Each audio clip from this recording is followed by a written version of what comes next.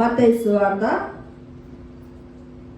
3వ అధ్యాయము 15వ వచనమును మనమందరము కలిసి చదువుకుందాం. యేసు ఇప్పటికి కానిమ్ము నీతి యావత్తు ఇలాగు నెరవేర్చుట మనకు కలిగి ఉన్నదని అతనికి ఉత్తరమిచ్చెను. గనుక అతడు అలాగూ కానిచ్చెను. చిన్న ప్రార్థన చేసుకుందాం. స్తోత్రం నాయన, పరిశుద్ధుడా, మహోన్నతుడా, మహిమ గల రాజా, నీకు వందనాలు స్తోత్రములు చెల్లిస్తున్నాను నాయన. అయ్యా, ఇదిగో నాయన చదవబడినటువంటి లేఖన భాగంలో నుంచి నాతోనూ మా అందరితోనూ మరొకసారి మాట్లాడండి. నీ మాటల యందు లక్ష్యం ఉంచి నా తండ్రి మా బ్రతుకులు సరి చేసుకున్నటకు నీ కృపను అనుగ్రహించండి.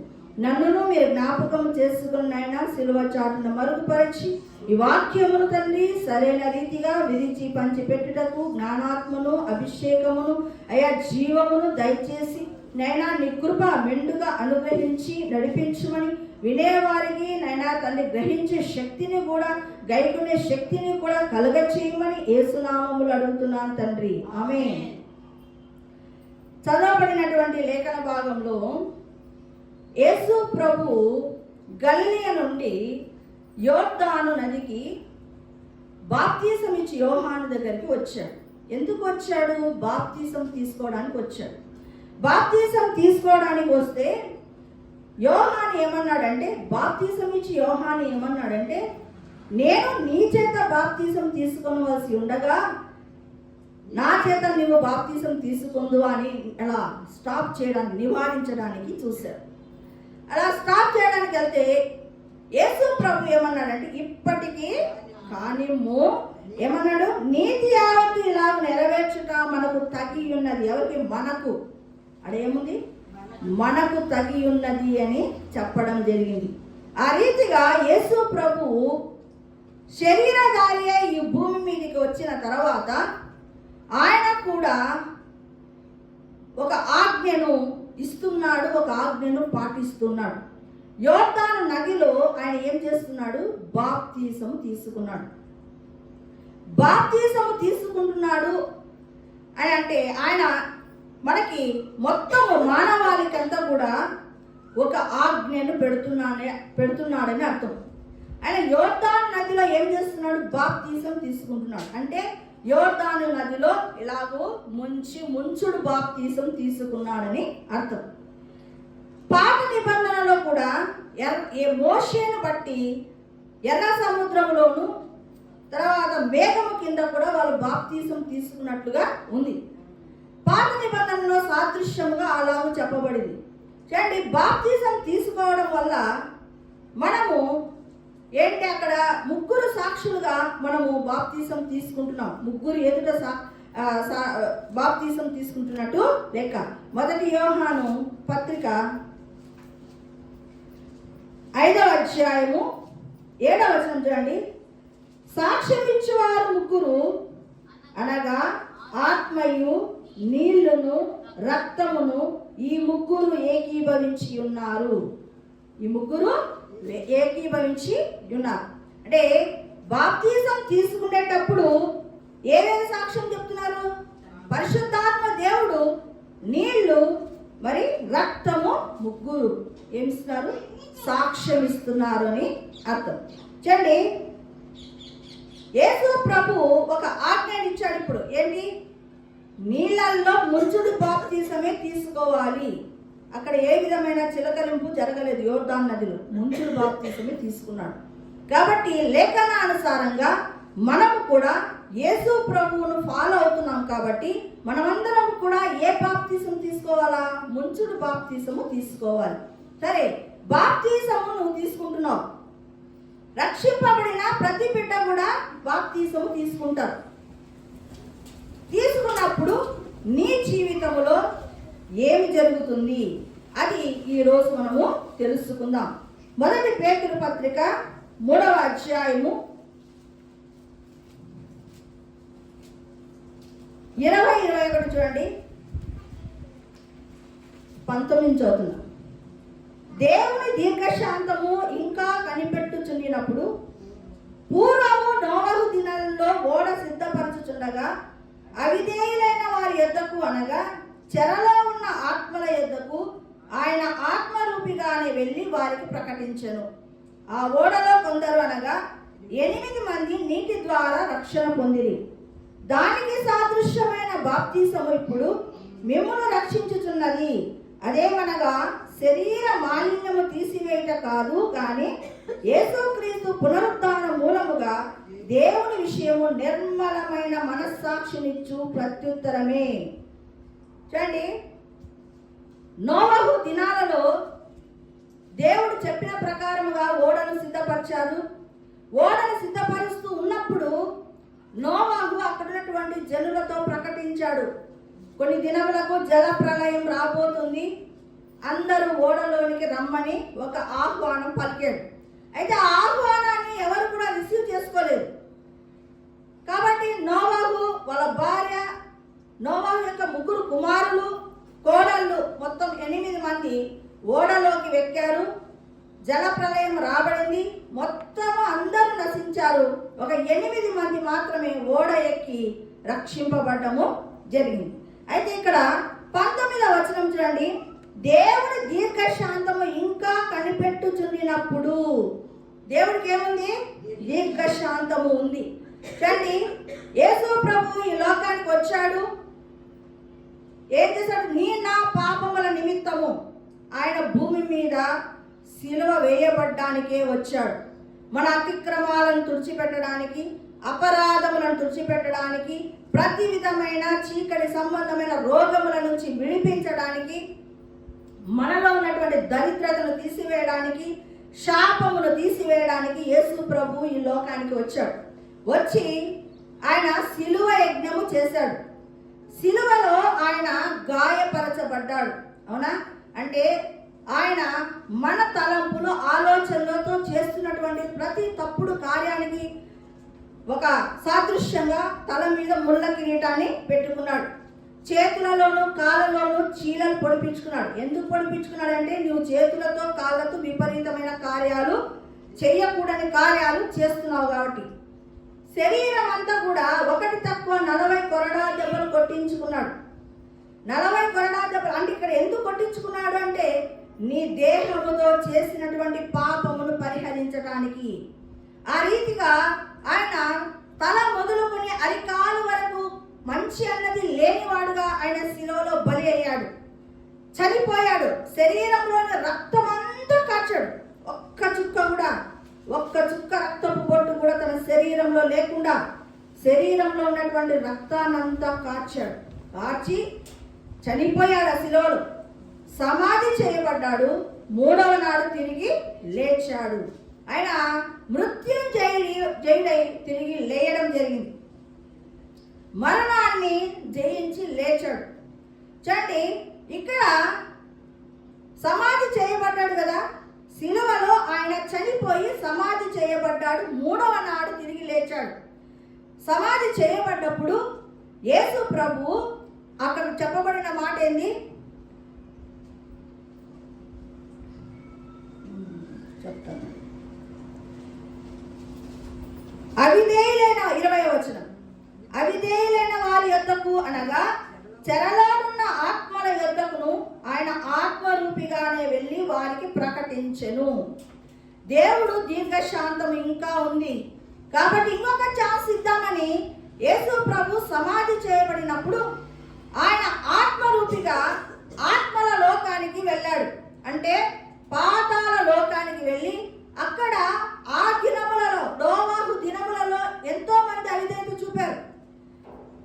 వారికి ఏం చేశాడు? ఒక్క ఛాన్స్ ఇచ్చాడు. ఏంటి? సువార్తను ప్రకటించాడు. ఎవరికి సువార్త అక్కడ ప్రకటించాడంటే, ఒక్కసారి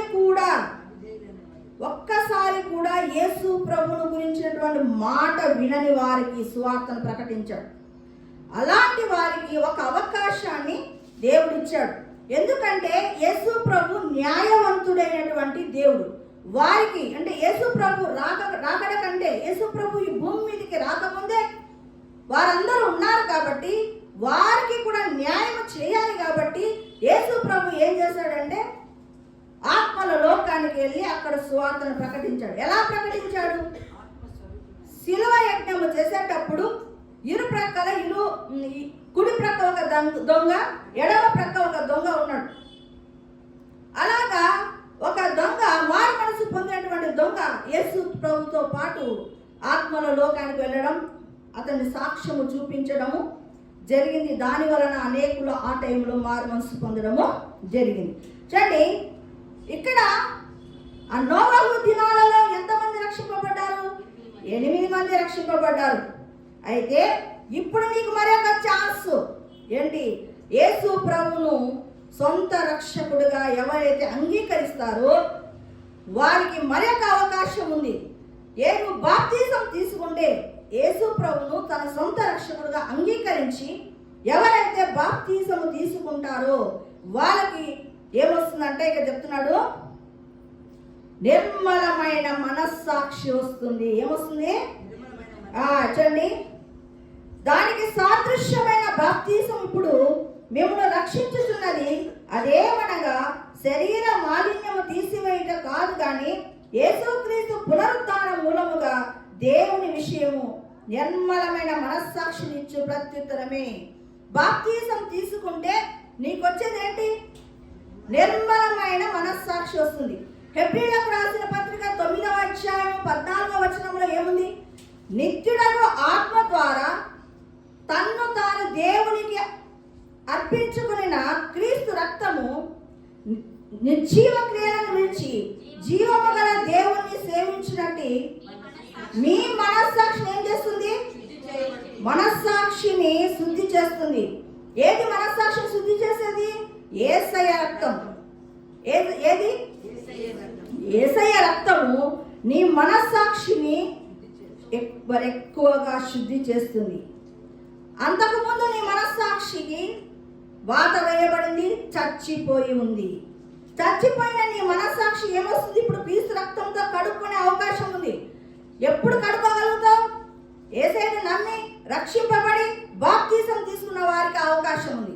ఎప్పుడైతే నువ్వు బాప్తిజం తీసుకుంటావో యేసయ్య రక్తం ఏం చేస్తుందంటే నీ మనస్సాక్షిని ఏం చేస్తుంది?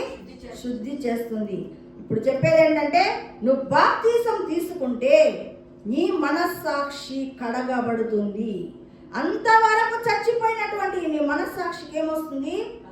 కల్మషం అంతా పోయి నిష్కలంకమైనటువంటి మనస్సాక్షి మనకు వస్తుంది. రోమీయులకు రాసిన పత్రిక 6వ అధ్యాయము 3వ వచనం చూడండి.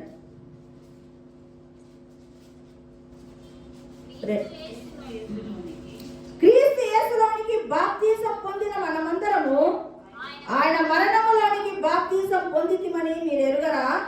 కాబట్టి తండ్రి మహిమ వలన క్రీస్తు మృతుల్లో నుండి ఎలాగూ లేపబడినో అలాగే మనమును నూతన జీవం పొందిన వారమై నడుచుకున్నట్లు మనం బాప్తిజం వలన మరణములో పాలు పొందుటకై ఆయనతో కూడా పాతి పెట్టబడితిమి.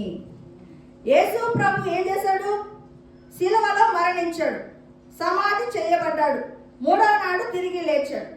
అది కూడా మన జీవితాల్లో సేమ్ యాజ్ ఇట్ ఈజ్ జరగాలి. ఎలా జరుగుతుంది? ఎక్కడ జరుగుతుంది?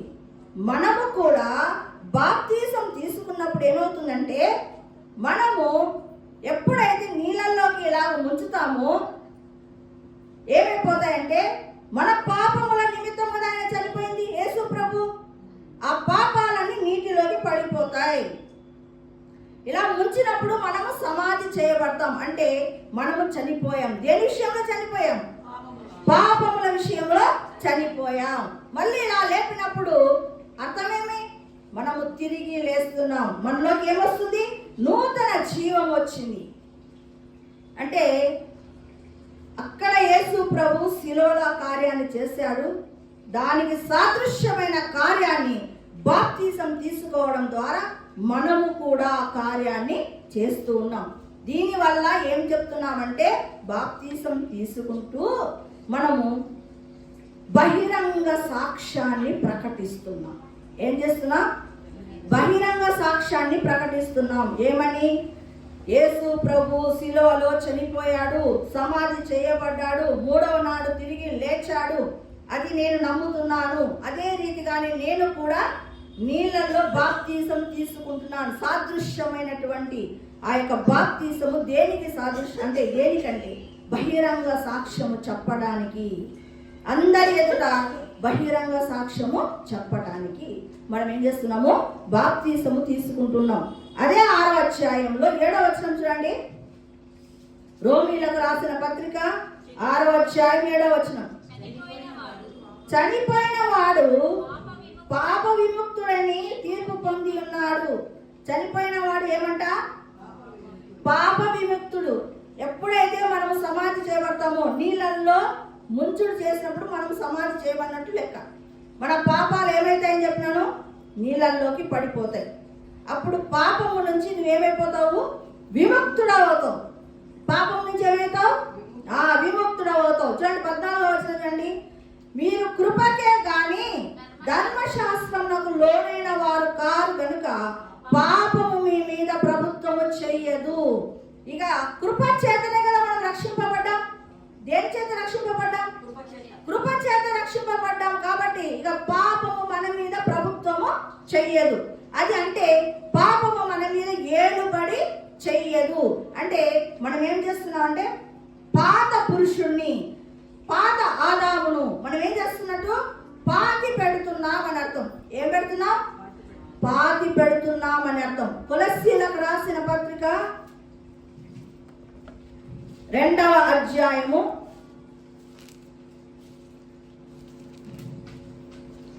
12వ వచనం. మీరు బాప్తిసమందు ఆయనతో కూడా పాతి పెట్టబడిన వారే ఆయనను మృతుల్లో నుండి లేపిన దేవుని ప్రభావమందు విశ్వసించుట ద్వారా ఆయనతో కూడా లేచితిరి. ఏంటంటే ఇక్కడ ఏం చేస్తున్నారు? మనము ఎలా రక్షణ పొందుతాము? ఎలా రక్షింపబడతాము? ఎలా రక్షణ పొందుతాము అంటే యేసు ప్రభువు ఈ లోకానికి వచ్చాడు, నా పాపముల నిమిత్తము సిలువ వేయబడ్డాడు, చనిపోయాడు, సమాధి చేయబడ్డాడు, 3వ నాడు తిరిగి లేచాడని హృదయమందు విశ్వసించి నోటితో ఒప్పుకుంటే నీకు రక్షణ కలుగుతుంది. ఆ రక్షణకు సంబంధించినటువంటి ఏంటి? నువ్వు ఏం చేస్తున్నావు అంటే విశ్వసిస్తున్నావు. ఎక్కడ? హృదయంలో విశ్వసిస్తున్నావు. హృదయంలో విశ్వసించి రక్షణ పొంది దానికి సాదృశ్యమైన బాప్తీసాన్ని నువ్వు తీసుకుంటున్నావు. అంటే అర్థం ఏంటంటే నీ విశ్వాసమును ఏం చేస్తున్నట్టు ఒప్పుకుంటున్నావు. నేను నమ్ముతున్నాను అని ఒప్పుకుంటున్నావు. కాబట్టి అది ఒక విశ్వాసపు ఒప్పుకోలు. అంటే మన యొక్క లోపల హృదయంలో ఉన్న విశ్వాసాన్ని మనం ఏం చేస్తున్నాం? ప్రకటిస్తున్నాం. విశ్వాసమును ఒప్పుకుంటున్నాం. బాప్తిసం తీసుకోవడం అంటే మనము బహిర్గతముగా సాక్ష్యము పలుకుతున్నాం. మన పాత పురుషుని ఏం చేస్తున్నాం? పాతి పెడుతున్నాం. మళ్ళీ ఏం చేస్తున్నాం? మన విశ్వాసముతో మనము ఒప్పుకుంటున్నాం. ఒప్పుకొని కదా నోటితో మనము పలుకుతాం. సరే, మత్తయి సువార్త 10వ అధ్యాయం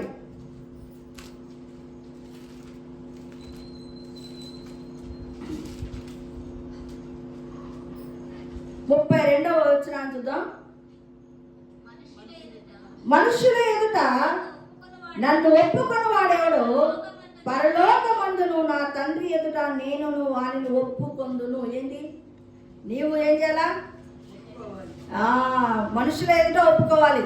ఏమని? నేను నమ్ముతున్నా, నేను బాప్తీసం తీసుకుంటున్నా అని. ఎవరి దగ్గర నువ్వు ఒప్పుకుంటున్నావు? మనుషుల ఎదుట ఒప్పుకుంటున్నావు. అలా ఒప్పుకున్నప్పుడు రేపొద్దున పరలోకానికి వెళ్ళినప్పుడు దేవుడు కూడా మన విషయమై ఏమంట ఒప్పుకుంటాడట. అందుకోసమే అంటే ఇక్కడ కూడా మరొకసారి చెప్తున్నది ఏంటంటే విశ్వాసమును ఒప్పుకుంటున్నాం. మన విశ్వాసమును ఒప్పుకుంటున్నాం. అదే పరలోకంలో రేపొద్దున దేవుడు కూడా అందరి ఎదుట మనలను ఒప్పుకుంటాడంట. అందుకోసము మనము బాప్తీసం తీసుకోవాలి. అంటే నీవు విశ్వాసంతో ఏం చేస్తున్నావు? ప్రజల మధ్యలో అంటే సంఘము ఎదుట, ఆకాశం ఎదుట, భూమి ఎదుట, నీళ్ళ ఎదుట, అందరి సాక్షుల ఎదుట నువ్వు బాప్తీసం తీసుకొని నీ విశ్వాసపు ఒప్పుకోలను ప్రకటిస్తున్నావు. అవునా? అలా ప్రకటించినప్పుడు దేవుడు కూడా సంతోషపడతాడట. సంతోషపడి తాను కూడా రేపొద్దున పరలోకానికి వెళ్ళినప్పుడు నిన్ను ఒప్పుకుంటాడట. ఈడ నువ్వు భూమి మీద ఒప్పుకోకపోతే అక్కడ నీకు ఒప్పుకునేదేమీ ఉండదు. అపోస్తుల కార్యము 8వ అధ్యాయం 39వ వచనం చూడండి. వారు నీళ్ళలో నుండి వెడలి వచ్చినప్పుడు ప్రభు ఆత్మ ఫిలిప్పును కొనిపోయేను. నపుంసకుడు సంతోషించుచు తన త్రోవను వెళ్ళెను. చూడండి, ఇక్కడ ఐథియోపియా రాణి అయిన కందాకి ఆమె కింద మంత్రి అయినటువంటి నపుంసకుడు ఉన్నాడు. ఆ నపుంసకుడు యెరూషలేమునకు వచ్చాడు. యెరూషలేములో అంత ప్రార్థన చూసుకున్న తర్వాత తిరుగు ప్రయాణం అవుతున్నాడు, రథంలో వెళ్తున్నాడు. ప్రభు ఆత్మ ఏం చేస్తుందంటే ఫిలిప్పును నువ్వు తొందరగా వెళ్ళి ఆ రథం ఎక్కమన్నాడు. ఫిలిప్పు పోయి ఆ రథం దగ్గర పరిగెత్తుకుంటూ ఆ రథం దగ్గరికి వచ్చాడు.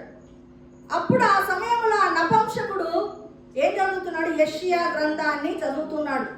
అక్కడ ఏమని చదువుతున్నాడంటే 32వ వచనం, ఆయన గొర్రెల వలె వదకు తేబడెను, బొచ్చు కత్తిరించి వాడి ఎదుట గొర్రె పిల్ల ఎలాగ మౌనముగా ఉండెనో అలాగే ఆయన నోరు తెరవకుండెను. ఆయన దీనత్వమును బట్టి ఆయనకు న్యాయ విమర్శ దొరకకపోయెను. ఆయన సంతానమును ఎవరు వివరింతురు? ఆయన జీవము భూమి మీద నుండి తీసివేయబడినది. అప్పుడు నపుంసకుడు ఈ యొక్క మాటలు రాయబడి ఉన్నాయి అక్కడ. ఏమని రాయబడింది? ఆయన గొర్రె వల్ల వదకు తేబడ్డాడంట. బొచ్చు కత్తిరించు అని ఎదుట గొర్రె ఎలాగో మౌనముగా ఉంటుందో అలాగా ఆయన నోరు తెరవలేదట. ఆయనకి ఏం జరిగింది? అన్యాయం జరిగింది అక్కడ. ఆయన ఏం చేశాడంటే ఆయన దీనత్వమును బట్టి ఆయనకు న్యాయ విమర్శ జరగలేదు. అంటే అప్పుడు ఈ నపుంసకుడు ఏమంటున్నాడంటే ఇది ఎవరి గురించి? ఆ ప్రవక్తను గురించా? యెషయా ప్రవక్తను గురించా? లేకుంటే వేరే ప్రవక్తను గురించి చెప్పబడిందా అన్నప్పుడు ఫిలిప్పు సువార్తను ప్రకటించాడు. సువార్తను ప్రకటిస్తున్నాడు. వెళ్తుంది రథం. దారిలో ఏం కనబడి? త్రోవలో నీళ్లు కనబడ్డాయి. వెంటనే స్టాప్ చేశాడు. ఇదిగో నీళ్లు, నాకు బాప్తీసం ఇయ్యి అన్నాడు. అని అంటే వెంటనే ఇవ్వలేదు ఫిలిప్పు. ఏమన్నాడు? నీవు పూర్ణ హృదయముతో విశ్వసిస్తున్నావా అన్నాడు. అవును, యేసు ప్రభు దేవుని కుమారుడని నేను విశ్వసిస్తున్నాను అని ఒప్పుకున్నాడు. ఒప్పుకోగానే ఫిలిప్ ఏం చేశాడంటే ఆ నపుంసకుడికి బాప్తీసం ఇవ్వడం జరిగింది. బాప్తీసం ఇచ్చిన తర్వాత అతనిలో ఏమి కలిగిందో చూడండి. ఏం కలిగింది? అక్కడ 39 మధ్యలో ఉంది. నపుంసకుడు సంతోషించుచు తన త్రోవను వెళ్ళెను. సంతోషించుచు త్రోవను వెళ్ళెను. ఎప్పుడైతే నువ్వు బాప్తీసం తీసుకుంటావో సమాధానకర్త అయిన దేవుడు నీ హృదయంలోనికి వస్తాడు. అప్పుడు నీకేం కలుగుతుంది? సంతోషము కలుగుతుంది. ఇంతకు ముందు పాపముల చేత విడుదల లేని స్థితి, మరణ భయము చేత విడుదల లేని స్థితి, ఇక అపరాధముల చేత విడుదల లేని స్థితి, నరకానికి వెళ్ళిపోతానేమో భయముతో కూడినటువంటి జీవితం, వాటినన్నిటి నుంచి విడుదల పొందుకొని ఇప్పుడు హృదయంలోకి ఏమొస్తుంది? బాప్తీసం తీసుకున్నప్పుడు ఏమొస్తుంది? సంతోషము వస్తుంది. కాబట్టి బాప్తీసం తీసుకున్న హృదయాలలో సంతోషము కలగాలి. 10వ అధ్యాయం అదే పక్కకు ఒక పేరు తిప్పండి. 48వ వచనం. 10వ అధ్యాయము 48వ వచనం. యేసుక్రీస్తు నామమందు వారు బాప్తీసం పొందవలనని ఆజ్ఞాపించెను. రక్షింపబడినటువంటి ప్రతి బిడ్డ కూడా బాప్తీసం తీసుకోవాలి. అది ఏంటంటే ఒక ఆజ్ఞ. ఇది ఈరోజు మనం తెలుసుకోవాల్సింది. అంటే యేసు ప్రభువు ఈ భూమి మీదకి వచ్చినప్పుడు, ఆయన శరీరధారి అయి ఈ లోకానికి వచ్చినప్పుడు మనకు ఏం చెప్తున్నాడు? ఒక మోడల్ చూపిస్తున్నాడు, ఒక మాదిరిని చూపిస్తున్నాడు. ఆయననే యోహాను బాప్తీసం ఇచ్చి యోహాను దగ్గర ఏం చేస్తాడు? బాప్తీసం తీసుకున్నాడు. బాప్తీసం తీసుకున్న తర్వాత నీ జీవితంలో ఏమి జరుగుతుంది? ఎందుకు నువ్వు బాప్తీసం తీసుకున్నావు అనే ప్రశ్న వస్తే, బాప్తీసం తీసుకోవడం వల్ల నువ్వు అందరి ఎదుట బహిరంగ సాక్ష్యము చెబుతున్నావు. ఏం చేస్తున్నావు? బహిరంగ సాక్ష్యాన్ని ప్రకటిస్తున్నావు. నీవు విశ్వాసముతో ఒప్పుకుంటున్నావు. ఇంకేం చేస్తున్నావు? విజయ ప్రకటన చేస్తూ ఉన్నావు. ఇంకా ఏం చేస్తున్నావు? నీ పాత పురుషుని ఏం చేస్తున్నావు? పాతి పెట్టుతున్నావు. ఏమొస్తుందంటే బాప్తిసం తీసుకుంటే నిర్మలమైన మనస్సాక్షి నీకు వస్తుంది. ఇంకా ఏమొస్తుంది? హృదయములోనికి సంతోషం వస్తుంది. అందుకు నీవు బాప్తిసం తీసుకోవాలి.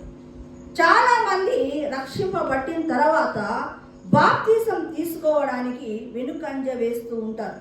అయితే ఇక్కడ దేవుడు ఏమంటున్నాడు? ఇది నా ఆజ్ఞ అని ప్రకటిస్తున్నాడు. యేసు ప్రభువు అక్కడ ఆజ్ఞాపించాడు. ఇక్కడ దైవజనుడు కూడా ఏం చేస్తున్నాడు? ఆజ్ఞాపిస్తున్నాడు. కాబట్టి బాప్తిసం తీసుకోవడం అనేది ఒక ఆజ్ఞ. దాన్ని ఖచ్చితంగా మనము పాటించి తీరాల్సింది. అలాగా పాటించినప్పుడు ఏమైపోతుందంటే నీ హృదయములోనికి సంతోషము, సమాధానము వస్తుంది. నిర్మలమైన మనస్సాక్షి నీకు వస్తుంది. ఎందుకు వస్తుందంటే యేసయ్య రక్తము ప్రతి బల్లారాధనలో నీవు చెయ్యి వేసినప్పుడు, అంటే బల్లలో చెయ్యి వేసినప్పుడు నీ పాపపు ఒప్పుకోలు చేస్తూ ఉంటావు. కాబట్టి నీ యొక్క మనస్సాక్షిని ఏం చేస్తాడంటే దేవుడు శుద్ధీకరిస్తాడు. ఎప్పటికప్పుడు నీ మనస్సాక్షి నిర్మలపరచబడుతుంది. దానివల్ల నీ హృదయములో సంతోషము, సమాధానము నిరంతరము ఏలుబడి చేస్తుంది. ఎందుకు ఏలుబడి చేయటం లేదు? బాప్తిసం తీసుకున్న తర్వాత కూడా చాలా మందిలో సంతోషము లేదు, సమాధానము లేదు, మనస్సాక్షి కంటిన కల్మషము పోగొట్టుకోవడం లేదు. కారణం ఏమంటే యేసయ్య సన్నిధికి వస్తున్నావు, నీవు నిర్లక్ష్యముగా బల్లలో చెయ్యి వేస్తున్నావు. నిర్లక్ష్యంగా అంటే ఏదో ప్రభు శరీరం ఏదో నాకు ఆదివారం పూట దొరుకుతుంది తీసుకొని తింటున్నావు, కానీ నీ పాపపు ఒప్పుకోలు చేసుకోవటం లేదు. నువ్వు చేస్తున్నటువంటి క్రియలు కడుక్కోవటం లేదు, నీ మాటలు కడుక్కోవటం లేదు, నీ అంతరంగంలో తిట్టుకుంటున్నటువంటి తిట్లు కడుక్కోవటం లేదు. అలాగా నీవు ఏం చేస్తున్నావు అంటే ఊరికి యథావిధిగా ఏదో రావడం, ఆదివారము బల్లలో చెయ్య వేయడం చేస్తున్నావు. అందుకే నీ హృదయంలో సంతోషం లేదు, సమాధానము లేదు. యేసు ప్రభుని నమ్ముకున్న బిడ్డలలో ఏముండాలా? నిర్మలమైన మనస్సాక్షి ఉండాలి. ఆడదే కదా చెప్పింది 9:14 హెబ్రీలకు రాసిన పత్రికలో ఏమన్నాడు? నిత్యుడగు ఆత్మ ద్వారా తన్ను తాను దేవునికి అర్పించుకున్న క్రీస్తు రక్తము నిర్జీవ క్రియలను విడిచి జీవము గల దేవుణ్ణి సేవించుటకు ఏమంట? మనస్సాక్షిని ఎంతో ఎక్కువగా శుద్ధి చేస్తున్నట. ఏది? యేసు రక్తం. మరి నీ మనస్సాక్షిని కడుక్కుంటున్నావా? సరే, ఇవి ఏం చేస్తావంటే ఆదివారం పూట నీ ప్రాణాత్మ దేహాలను కడుక్కుంటా ఉన్నావు, కానీ ఎన్నడైనా సరే నీ మనస్సాక్షిని కడుక్కుంటున్నావా? అలా కడుక్కోకపోతే ఆ మనస్సాక్షి నెమ్మదిగా ఏమైపోతుందంటే వాత వేయబడుతుంది. ఆ తర్వాత చచ్చిపోతుంది. చచ్చిపోయిన తర్వాత నీ మనస్సాక్షిని లేపడం కష్టమవుతుంది. కాబట్టి ఇది మొదలుకొని మనం ఏం చేయాలంటే, దేవా నా మనస్సాక్షి కంటే నా కల్మషమునంతా కూడా నీ రక్తముతో కడుగు ప్రభువా అని అడగాలి. యేసయ్య సన్నిధికి వచ్చి నువ్వు ఒక్కసారి ప్రభువా నన్ను కడుగు అంటే ఆయన సిద్ధంగా ఉంటాడు కడగడానికి. అర్థమైందా? మనం ఏమంటే కడుక్కోకుండా డైరెక్ట్గా బల్లలో చెయ్యి వేస్తున్నాం. కాబట్టి ఆ మనస్సాక్షికి ఏమైపోతుందంటే కల్మషం అలాగే పేరుకుంటూ ఒకటేసారి నీకేమి, నేను పోయిన వారం చెప్పాను పిచాచాలు ఎప్పుడు పడతాయని, అవునా? ఒకటేసారి మనస్సాక్షికి మన దయ్యాలు పట్టవు. ఎలా పడతాయి? మనస్సాక్షికి వాత వేసుకుంటూ నిర్లక్ష్యంగా బలలో చెయ్యి వేస్తూ అలాగే కాలము కొనసాగుతూ ఉన్నప్పుడు సాతాను దేవుని దగ్గర పర్మిషన్ తీసుకొని వచ్చి నీకు చీకటి పట్టేటట్టుగా చేస్తాయి. కాబట్టి ఎందుకు వచ్చింది? యేసయ్య రక్తం మనకు రెడీగా ఉంది. ఆయన రక్తముతో మనం కడుక్కొని మన మనస్సాక్షిని శుద్ధి చేసుకోవాలి. ఈరోజు బాప్తిసం నువ్వు ఎందుకు తీసుకున్నావో నీకు అర్థమైందా? నీ యొక్క నువ్వేం చేస్తున్నావు? బాప్తిసం తీసుకుంటున్నావు అంటే దేవుని ఆజ్ఞలు పాటిస్తున్నావు, బహిరంగ సాక్ష్యాన్ని నువ్వు బహిరంగ సాక్ష్యంగా ప్రకటిస్తున్నావు, తర్వాత విశ్వాసంతో నువ్వు ఒప్పుకుంటున్నావు, విజయ ప్రకటన చేస్తూ ఉన్నావు, నీ యొక్క పాత పురుషుని సమాధి చేస్తున్నావు, నిర్మలమైన మనస్సాక్షిని పొందుకుంటున్నావు, సంతోషముతో నింపబడుతూ ఉన్నావు. కాబట్టి అందుకే మనము బాప్తిసము తీసుకుంటూ ఉన్నాం. కాబట్టి బాప్తిసం యొక్క విలువ తెలిసి మన మనస్సాక్షిని చక్కగా యేసయ్య రక్తంలో కడుగుకుందామా మరి? అయితే ఇది మొదలుకొని ప్రతి ఆదివారం మన మనస్సాక్షి కండిన కల్మషాన్ని కడుక్కొని ప్రాణాత్మ దేహాలను ఏం చేయాలంట? తెల్లగా చేసుకొని ఏం చేసుకోవాలా? ఆరాధన చేసినప్పుడు దేవుని ఆత్మ నీ మీదికి దిగి వస్తుంది. దేవుడి మాట దీవించిన